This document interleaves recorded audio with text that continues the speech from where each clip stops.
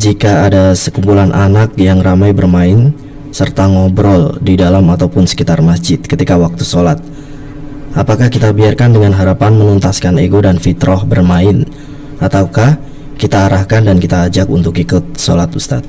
Silakan, Ustadz. Ya, dari hamba Allah ya, semoga Allah menjaga bapak atau ibu ya dalam mendidik anak-anaknya. Ini adalah permasalahan umum yang sering terjadi hampir kepada semua masjid, baik itu masjid jami atau masjid yang ghairu jami. Ya, masjid ghairu jami itu kalau di tempat kita disebut dengan musola. Nah, kita kembalikan lagi kepada bagaimana Nabi SAW ketika mendidik anak-anak kecil di masjid. Perlu kita ketahui bahwa Nabi SAW tidak setiap waktu sholat beliau mengajak anak kecil ke masjid, hanya sesekali saja. Ini perlu kita ketahui. Karena apa? Karena anak kecil dalam hal ini adalah masih di bawah usia tamyiz, masih di bawah usia 7 tahun. Itu sebenarnya pendidikan yang paling ideal adalah pendidikan personal, belum waktunya untuk bersosial, yaitu masih bersama orang tuanya di rumah. Namun sesekali tidak mengapa diajak ke masjid, ya, untuk dikenalkan dengan masjid, dikenalkan dengan orang-orang yang melaksanakan sholat, untuk menumbuhkan kecintaan terhadap masjid dan sholat. Namun demikian yang terjadi karena mereka adalah anak-anak yang belum tumbuh nalarnya, maka mereka terhadap sholat itu belum tahu kalau itu adalah sesuatu yang diwajibkan oleh Allah Subhanahu wa Ta'ala, karena mereka sendiri pun juga belum memikul tanggung jawab atau belum mukallaf, ya, belum memikul beban syariat. Sehingga yang sering terjadi apabila anak kecil itu di masjid, akhirnya mereka itu bermain, karena memang dunia mereka saat itu adalah bermain. Nah, kemudian sikap kita bagaimana? Yang pertama, yaitu tidak setiap saat, ya, setiap waktu sholat mengajak anak kecil ke masjid, karena Nabi SAW tidak melakukan hal yang demikian.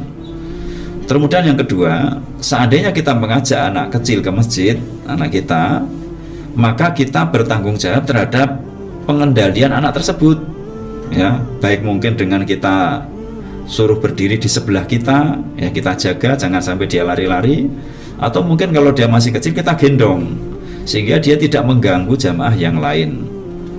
Ini. Kemudian yang ketiga, seandainya qadarullah terjadi, ya, anak tersebut ribut rame, ya, sementara kita sedang melaksanakan sholat berjamaah, apa yang harus kita lakukan? Kita kembalikan ketika Nabi SAW mendengar anak kecil nangis, ya, tentu saja nangis itu berisik, ya, mengganggu orang lain atau orang yang sedang sholat itu mesti akan mendengar dan merasa dirinya terganggu. Nah, apa yang dilakukan oleh Nabi SAW? Ya, ketika Nabi SAW mendengar anak menangis, padahal beliau itu ingin memanjangkan sholatnya karena ada anak nangis, sehingga suratnya diperpendek oleh Nabi SAW, sholatnya diperpendek oleh Nabi SAW. Hal ini karena apa? Karena menangis itu adalah hak bagi anak kecil, ya, sehingga yang seharusnya sholat panjang itu adalah keutamaan dan itu adalah manfaatnya besar sekali bagi orang banyak, namun karena ada hak bagi anak, akhirnya Nabi memendekkan. Nah, maka apabila kita melihat anak sudah terlanjur ramai sementara kita melakukan sholat, maka kita bersabar, ya. Sholatnya yang tadinya mungkin panjang berusaha untuk dipendekkan. Setelah itu kemudian setelah selesai salam, kemudian kita baru mengatasi anak tersebut dengan apa? Dengan nasihat yang lembut, ya, tidak disakiti, jangan sampai ada persepsi negatif pada anak bahwa masjid itu tidak menyenangkan. Karena apa? Itu akan melukai hatinya dan akan terbawa sampai dia dewasa, ya. Karena hati anak itu adalah sangat rentan, ya, sangat mudah sekali terluka, ya, terutama di bawah 7 tahun, sehingga melukai hatinya itu kalau tidak segera diobati akan terbawa sampai dia dewasa, akan kesan negatif bahwa masjid itu tidak menyenangkan, bahwa masjid itu tempat yang tidak asik, bahwa masjid semua orang itu kalau sholat di masjid, ya, terutama masjid yang ramah anak akan mengalami hal demikian. Oleh karena itu jangan sampai kita salah, ya, dalam menyikapi terhadap anak ketika mereka sedang ramai. Kita perhatikan dia umurnya berapa.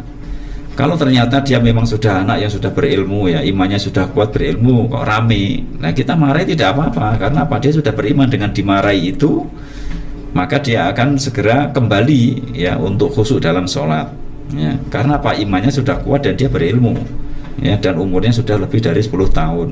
Tapi kalau ternyata anak kecil ya masih 5 tahun, 4 tahun, 6 tahun mereka ramai, maka kita betul-betul harus hati-hati ya dalam menangani mereka. Itu tadi, hati mereka itu mudah sekali luka ya. Nabi saja itu ada anak menangis, dipendekkan sholatnya biar anak itu tidak merasa bahwa sholat itu nggak menyenangkan, dia nggak ada yang menolong ya. Jadi dia menangis pengen segera digendong ibunya, atau mungkin ada orang yang mendekatinya atau memperhatikannya, sehingga kalau sholatnya panjang maka ada imaji negatif bahwa ternyata orang-orang sholat itu nggak sayang kepada dia. Tapi oleh Nabi SAW diperpendek sholatnya, sehingga ibunya ya, yang mungkin sedang melaksanakan sholat itu ingin segera dapat memperhatikan anaknya tersebut.